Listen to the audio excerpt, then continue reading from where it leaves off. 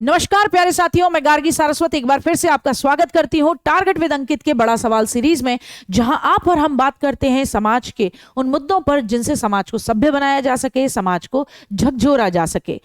हमारे यहाँ सुंदरकांड में दो लाइनें हैं, पूत सपूत तो क्यों धन संचय और पूत कपूत तो क्यों धन संचय। यानी अगर संतान अच्छी है तो भी पैसा संपत्ता ये सबको इकट्ठा करने की जरूरत नहीं है, क्योंकि बच्चा अपने आप ही बढ़िया है तो वह आपका नाम रोशन करेगा और हो सकता है जितनी संपदा आप छोड़ पाते उससे कई गुना उसे बढ़ा दे। और अगर संतान कपूत है यानी कि बिल्कुल निकृष्ट है, निम्न कोटि की है, तो बिल्कुल भी ना अपने बच्चों के लिए धन संपदा जोड़ें। कारण यह है कि फिर आप कितना भी जोड़ दीजिए वो सब बर्बाद कर देगा। यही बात शायद विजयपत सिंघानिया जो कि रेमंड के मालिक हैं उन्हें बड़ा देर से समझ में आई है। कहानी है विजयपत सिंघानिया की, रेमंड के मालिक जिनका टाइटल कभी रहा करता था द कंप्लीट मैन। जब हम छोटे थे तो रेमंड के एडवर्टीजमेंट आया करते थे। रेमंड के सूट, रेमंड के कोट पैंट अपने आप में एक अलग ही लेवल का बवाल मचाए रखते थे। लोग अगर रेमंड के सूट पहनते थे तो बहुत हाई ब्रांडेड माना जाता था, एक रुतबा माना जाता था। तब एक टैगलाइन चला करती थी रेमंड की, द कंप्लीट मैन। तो ये विजयपत सिंघानिया जी ने रेमंड ग्रुप की नींव रखी और फिर इसे इतनी बड़ी कंपनी में बदल दिया कि बस पूछिए ही मत कि हजारों करोड़ों का कारोबार और मुनाफा शुरू होने लगा। बाद में रेमंड कंपनी ने परफ्यूम की दुनिया में भी कदम रखा। अब जैसा कि होता है कि हर पिता ये सोचता है कि मेरी संतान, चाहे वो बेटा हो चाहे बेटी हो, बाद में मेरे खड़े हुए साम्राज्य को क्या करे, आगे बढ़ाए। खुद विजयपत सिंघानिया जी एक ऐसे परिवार से आते हैं जो आपकी और हमारी तरह एक मध्यवर्गीय परिवार होता है। तो अब आप खुद सोचिए कि अगर एक मिडिल क्लास फैमिली से गुर्बत में जीने वाले परिवार से कोई व्यक्ति कुछ बन जाए तो वह हमेशा एक ही चीज सोचता है कि जो मैंने भुगता वो मेरे बच्चे ना भुगतें, मैं अपने जीवन का हर सुख अपने बच्चों को दे जाऊं। शायद मेरे माता पिता मेरे लिए वो चीजें नहीं दे सकते थे, मुझे मुहैया नहीं करा सकते थे क्योंकि उनके पास पैसा नहीं था, लेकिन अगर मुझ पे है तो मैं अपने बच्चे को दूं। जाहिर सी बात है, माता पिता तो हमेशा ही अपने बच्चों का भला सोचते हैं, लेकिन बच्चे भी वाइसा वर्सा सोचें, ऐसा सोचना थोड़ा सा अचरज की बात है। तो कुल मिलाकर विजयपत सिंघानिया जी ने अपने बेटे गौतम सिंघानिया को 2015 में अपने सारे शेयर, अपने हिस्से के दे दिए। बदले में गौतम सिंघानिया जी को यह करना चाहिए था कि भाई मेरे पिताजी हैं और मैं इन्हें ऐसी सिचुएशन में रखूं कि आपने बहुत काम कर लिया, अब आप आराम कीजिए और बस आप नजर रखिए, गाइड कीजिए, बाकी काम मैं करूंगा।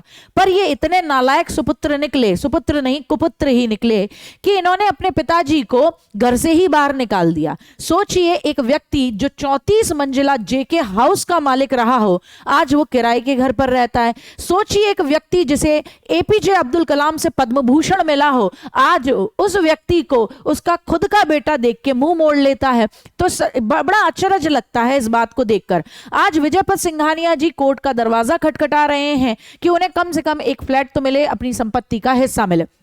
कुल मिलाकर यहां बात यह निकल कर आती है कि खुद विजयपत सिंघानिया जी ने अपनी किताब में कहा कि भैया that is the biggest mistake of my life, कि मैंने जीते जी अपने बच्चे को ये सारा का सारा कारोबार दे दिया और उसके बाद उसने मुझे आज पाई पाई के लिए मोहताज कर दिया है। मैं पेरेंट्स को कह के जाऊंगा कि भाई आप अपने बच्चों को दीजिए, बेशक दीजिए, क्योंकि आप अपनी विरासत और किसको देकर जाएंगे, लेकिन अपने जीते जी मत दीजिए, वरना ये बहुत बड़ी ब्लंडर होगी। मुझे लगता है कि बात ये नहीं है, माता पिता हर कुछ अपनी अच्छी चीजें अपने बच्चों में ट्रांसफर करते हैं, अपनी अच्छी आदतें अपने बच्चों में देखना चाहते हैं, तो वो चाहते हैं कि जो उन्होंने मेहनत से कमाया है वो भी अपने बच्चों को दे। लेकिन फिर औलाद को, उनकी संतान को इतना समझदार होना चाहिए कि मैं अपने माता पिता को कष्ट ना पहुंचाऊं। यह बहुत बड़ा एग्जाम्पल है आजकल इस तरीके की मानसिक, घटिया मानसिकता की सोच का, कि जिसका जवाब ही नहीं।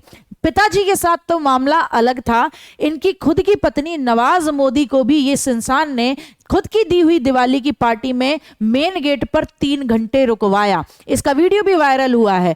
कारण क्या है? क्योंकि इस व्यक्ति की जो सोच है वो बहुत ही घटिया है। ये चाहता है कंट्रोल, ये चाहता है पावर करना, यानी इसके अड़ोस पड़ोस में रहने वाला, चाहे वो इसके घर का ही व्यक्ति क्यों ना हो, उसके अंडर एक नौकर की तरह रहे, उसके अंडर एक कीड़े मकोड़े की तरह रहे, जैसे वो चाहे वैसे उसे कंट्रोल कर सके।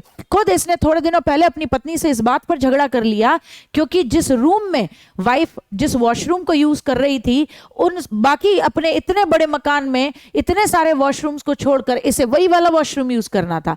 जब पत्नी ने कहा कि भैया और भी जगह है, चले जाओ, तो लड़ने लगा, पत्नी को पीटा और साथ ही साथ बेटी को भी पीटा। लेकिन फिर भी इसकी पत्नी नवाज मोदी ने यह कहा कि मैंने एफआईआर नहीं कराई है क्योंकि मैं चाहती हूं, मैं इस इंसान को अभी भी बचा रही हूं, मैं चाहती हूं कि मामला शांति से निपट जाए और ये मुझे प्रॉपर्टी में 75% शेयर दे दे, क्योंकि ये मेरी बच्ची और मेरे ससुर जी के लिए होगा, तू अपना 25% ले और चला जा। कुल मिलाकर मुझे ये लगता है कि ये आदमी बड़ा विचित्र है। क्यों? क्योंकि न तो ये अपने पिता का सम्मान कर पाया, न ही अपनी पत्नी का। इसकी सोच इस हद तक निम्न दर्जे की है कि इसे लगता है कि मुझे कंट्रोल करना चाहिए। हाँ, इसकी पत्नी ने एक और बड़ा खुलासा किया कि भाई ये अतुल्य मुफतलाल एक बहुत बड़े बिजनेसमैन थे, उनको अपना आइडियल मानता है। और अतुल्य मुफतलाल का अगर केस पता लगाएंगे तो पता लगेगा कि वो अपनी पत्नी को अपने बच्चों से भी नहीं मिलने देते थे, घर के बाहर जब मर्जी आती थी तब घर के बाहर खड़ा कर देते थे। तो ये उनसे इंस्पायर है, इसको लगता है कंट्रोल होना चाहिए, ऐसे ही होना चाहिए, पत्नी पे, घर वालों पर ऐसे। ये व्यक्ति मानसिक रूप से बीमार है, मुझे ऐसा लगता है, क्योंकि एक सही तरीके का, सही सोच वाला व्यक्ति अपने क्लोज लोगों से प्रेम करता है, न कि उनके ऊपर एक हक जताने की कोशिश करता है। आप मुझे बताइएगा, आज के बड़ा सवाल में मैं आपको यहां छोड़े जा रही हूं कि आपको क्या लगता है, नवाज मोदी जी जो इनकी वाइफ हैं, उनको एफआईआर करनी चाहिए? क्योंकि ऐसे व्यक्ति को बचाना तो भैया बहुत ही गलत बात है। दूसरी सबसे बड़ी बात, विजयपत सिंघानिया जी ने अपने जीवन में जो सबसे बड़ी भूल की, क्या वो किसी भी माता पिता को करनी चाहिए? मुझे तो लगता है किसी हालत में नहीं करनी चाहिए। और माता पिता को प्रयास यही करने चाहिए कि बेटा आप अपने हिस्से की जमीन स्वतः खोजिए, स्वतः कमाइए। मैंने जो कमाया वो मेरा है, मुझे लगेगा अगर तुम लायक हो तब दूंगा या तब दूंगी, और कब दूंगी इसके लिए आप मुझ पर प्रेशर क्रिएट नहीं कर सकते। तो आप जो समझते हैं वो जरूर बताइएगा, आपकी क्या राय है इस पूरे केस में जरूर बताइएगा। तब तक आपके माता पिता का ध्यान रखिए, क्योंकि जीवन में सब कुछ मिल सकता है लेकिन ऐसा साया जो माता पिता के माध्यम से मिलता है वो कभी नहीं। आपके माता पिता को मेरा नमन। जय हिंद, जय भारत, बहुत बहुत शुक्रिया।